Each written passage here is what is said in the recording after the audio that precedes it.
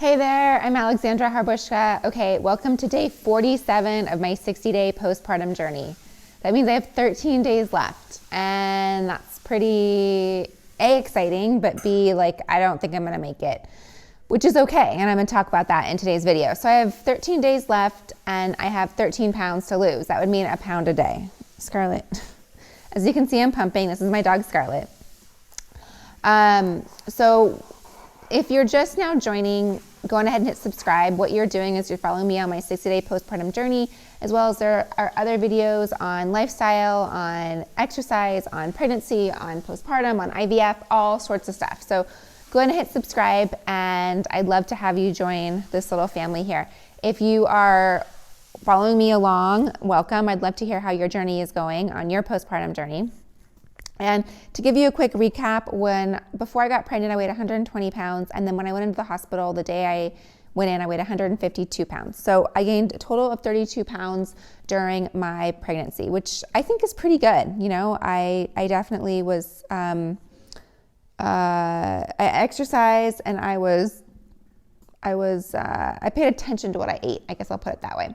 So today I want to talk about 3 changes that I need to make in order to help me get closer to my weight. Now I realize 13 pounds in 13 days is A, not healthy, and B, probably not going to happen. But let's just talk about some changes I need to make because, hey, I'm not going to meet my goal, or I doubt I'm going to meet my goal. I still am going to meet my goal at some point. So it may not be 60 days. It could be 90 days. Let's see. So here are 3 changes I need to make. And before I actually tell you my 3 changes, I want to talk about my body. So I want to tell you how much I respect my body. Now, it took me a while to get there. I had a hard time kind of in high school and a little bit in college in my early 20s, but I was diagnosed with herpes. And when I was diagnosed with genital herpes, I actually learned to love my body. So I talk about my herpes journey on a totally different channel. So if you're interested in that, you can go to Life With Herpes and watch that channel. But loving my body is something that took a while to learn. And so when I'm talking about weight loss, I don't want to say oh, I want to get my body back and I only will love myself if I'm 120 pounds again and all that. And that's not the case, right? My body is amazing. I made a human, right? I made this beautiful, perfect, healthy, darling, sweet, cuddly little boy. And my husband's over here laughing. Why are you laughing? I love him. I do. And I love my husband.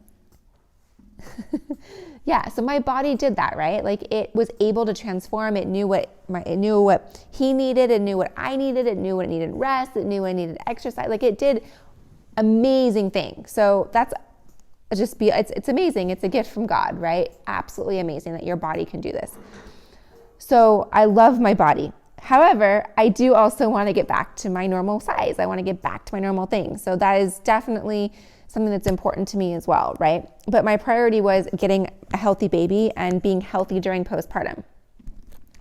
Okay, so with that being said, let's now talk about, and don't mind the pump. Hope you guys can't hear it. You probably can. So let's get back to the 3 changes I need to make to help me get back to my 120 pounds. So first change is exercise. Now that's something I have not been allowed to do. So it's not oh, I'm lazy, right? I haven't been allowed to do it. When you have a baby, if this is new to you, when you have a baby, you're not really allowed to do anything until you're cleared, until you have a 4 to 6 week postpartum checkup. Now I'm 6.5 weeks right now. I did not go to my 6-week checkup because of the coronavirus. So technically I haven't been cleared. However, has been 6 weeks. So I'm going to start listening to my body and do what it can do. So the last couple days I did do some little walks, and they were probably, how far would you say our walks were? A mile and a half? A mile and a half. So not anything too serious. But my body hasn't done that in over 6 weeks, and it gave birth. So let's be serious. I had to go back, right? I had to be careful. And one of the things that's really important to me is also making sure my body goes back to the best of its ability, the way it was before, meaning it needs to recover. So one of the things that women do is they're oh, I got to go back to the gym today, right now. I got to get back in shape. And a lot of times they don't let their bodies heal. So that's going to be really important. You want to heal right the first time, not have this perpetual injury, which would be perhaps your pelvic floor, perhaps your abdominal muscles don't go back together, perhaps there's other injuries, maybe you had a cesarean, whatever. You want to make sure everything goes back the first time, because then you're going to spend a longer time recovering. And we don't want to do that. I had an episiotomy, so I have to be careful of that, right? I have to make sure that everything was healed before I can start doing things. So exercise is something I'm going to start adding into my, well, hopefully daily if my little prince allows it, but definitely doing something. I really want to move my body and get that going. So that's going to be really important to me. The next thing is sweets. So I developed a sweet tooth when I was pregnant. And I'm not going to lie, who doesn't love like a piece of cake or a cookie or chocolates or whatever? Maybe you're a gummy bear person. Like, of course, we all like them. Like, they're sweets. They're supposed to taste good. That's why they taste good, right? They're sweet. But I've never necessarily been like one that has to have sweets, or at least I've been a little bit more cautious towards it. At least in my adult life, I've been more into salty things. So sweets have been something that I've adapted, and definitely I was cautious in my pregnancy with them. I was very cognizant of what I was eating because of the gestational diabetes. I didn't want to get that, and of course I just wanted to be careful with what I put in my body. And sweets, you don't like, they're not a necessity, right? They don't benefit you or the baby. Oh, I can stop pumping now. So I recently, my postpartum, I've been all about sweets. It's been crazy. I've been addicted to chocolate covered almonds. I've been, really, that's it. Chocolate covered almonds. Like, I want chocolate covered almonds, and I'm eating so many of them every single day. The good news is we're out and we're in the coronavirus, so we don't have any. Like, I can't get them. They're not available. So I am out, and I'm out of really a lot of the other sweets that we had laying around. So it's definitely a little bit more difficult for me to have them. Yes, of course, we still have sweets, but it's not like that easy. Like, oh, let me just grab 2 chocolate covered almonds. Let me grab 10. It's like I was eating so many of them a day, which is not like me. So just changing up my sweets, which is really going to be helpful, I think, because those are just empty calories. Like, you don't need them. Yeah, a piece of chocolate, a few chocolate covered almonds, fine. But like, I was eating a ton. So I'm changing that. And then third change, now I forgot what it was. I totally forgot. I'm having mom brain. I guess it goes from pregnancy brain to mom brain.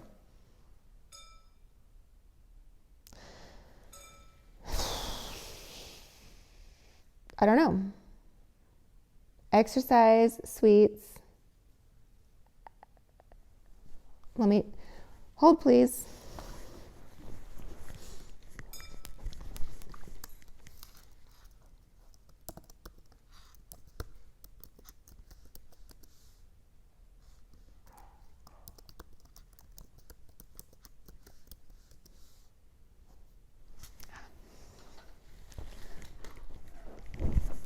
Okay, I'm back. The next one is fiber and protein. And you've seen me talk about in other videos is f-factor, and fiber and protein is really important. I basically in the first couple of weeks was like eating whatever I could get in my stomach because I was so hungry. And a lot of it was carbohydrates, like the pastas and French fries when we could go out, things like that. So I've really started to be a little bit more aware of how much fiber and protein I'm eating. So one of the things that I want to talk about is when you eat fiber and protein combined, it actually makes you feel fuller, and you are fuller longer, and your body has to work harder to digest it. So if you want lean protein and high in fiber foods, it really is beneficial for you to help you lose weight. You're not hungry, you don't get the jitters, you don't crash, you don't have any of those things of when people try to lose weight. How many times are you walking around starving or like all gypped up because you like took like a fat burner or something, like, not that I've ever taken one, but I've seen people on them and they're like all jittery. So no, you don't have any of that. You're eating something healthy, and you're full. Like, it feels really good. So I really do my best to have fiber and protein at every meal. That way, according to f-faactor's founder, Tanya Zuckerbrot, it makes losing weight no big deal. And now that I have a little bit more of a schedule and I'm not so like laid out on the sofa, like, oh my gosh, I'm so hungry, I need something in my mouth right now, I can kind of do a little bit more meal prep. I'm laying out foods that are fiber and protein, fiber and protein. And again, doing my best to eat fiber and protein, or at least high protein, low fat, and adding what I can to it that's fiber. So I'm getting a lot of fiber a day. I'm getting over 35 grams of fiber a day, which is the minimum for women is 35 grams of fiber. I'm getting like 50 grams of fiber. So I'm getting a ton, which is great. But I've noticed the more fiber I have, the more meal prepping I do, grilled vegetables, things like that, the less that and the more that I like have like a balanced meal, the less that I'm like, oh, let me go have a snack. Let me get no. And of course, snacks, like we want, when I say snacks, I mean sweets, back to my sweets. I got to watch my sweets. So I got to get back to not wanting sweets like I have in the last like couple months. It's been fun, but I can't be into it. It's not going to work out. Okay, so that's it. I'd love to hear your comments. Of course, talking about weight loss, talking about all that, couple things. One, I am not a doctor. I'm not a dietitian. So of course, do your own research. And it also can spark up some controversial thoughts, some, things on your own. So I'd love for you to sit with that. And I'd also love to hear what you're thinking about it. So go on ahead, leave a comment. Can't wait to see you. And I'll see you in the next, 12 days left tomorrow. Okay, see you soon. Bye.